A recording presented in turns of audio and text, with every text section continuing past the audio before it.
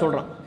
முதல்ல நாம இந்த வசனத்துல அல்லாஹ் என்ன சொல்ல வர்றாங்கிறத புரிந்து கொள்வதற்கு முன்பு ஏன் ஆறையும் கடலையும் சொல்லும் பொழுது அல் பஹ்ரானி இரண்டு கடல் அப்படிங்கிற வார்த்தையில் அல்லாஹ் ஏன் சொல்லணும்? இப்போ எல்லாருக்கும் ஒரு பேரிச்சம்பழம் கொடுப்பாங்க, அதுவும் தஃப்சீர் கிளாஸ் சம்பந்தப்பட்டது தான், சரியா? அது இப்பவுமே சாப்பிடக்கூடாது, கையில் வச்சுக்கோங்க. எல்லாருக்கும் ஒரு பேரிச்சம்பழம் கொடுப்பாங்க, கையில் வச்சுக்கோங்க, நம்ம சொல்லும்போது சாப்பிடுங்க.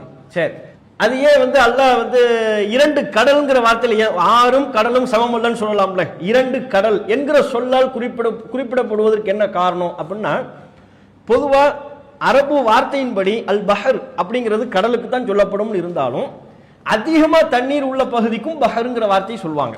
அது ஒரு அர்த்தம், அது ஒரு காரணம்.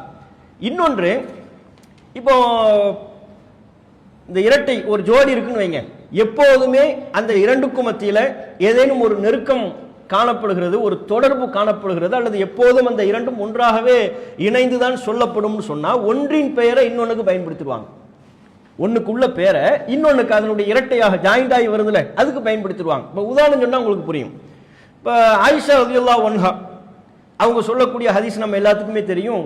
ரசூலுல்லாஹ்வுடைய வீட்டில் தொடர்ச்சியாக பல மாதங்களாக அடுப்பெரியாது சொல்லுவாங்களா? அவங்க தொடர்ச்சியாக எங்கள் வீட்டில் அடுப்பெரியலை.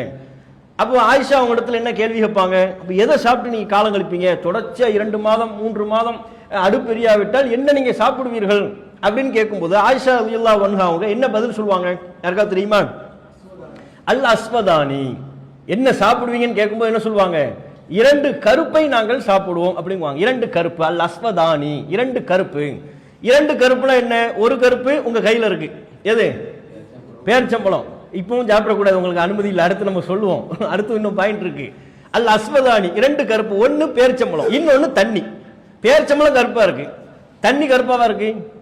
தண்ணி கருப்பு இல்லை. ஆனா பேரிச்சம்பழத்தை சாப்பிடும் போது தண்ணி குடிப்பாங்க. பேரித்தம்பழமும் தண்ணீரும் ஜாயிண்ட், ஒரு ஜோடி மாதிரி. அதனால பேரித்தம்பழம் என்ன கலர்ல இருக்கோ அதே தன்மையில தண்ணீரும் சொல்லப்படும். அல் அஸ்வதானி, 2 கருப்பு அப்படிங்கிற பேர்ல என்ன செஞ்சிருவாங்க? சொல்லிடுவாங்க. அதுக்காக என்ன இது கருப்பா இல்லையேன்னு சொல்லக்கூடாது. இது கருப்பு இல்லை, இது கருப்புங்கிற அர்த்தத்தில் சொல்லப்படவும் இல்லை.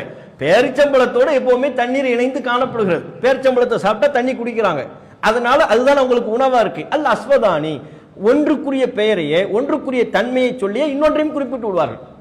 இது மாதிரி நிறைய இருக்கு.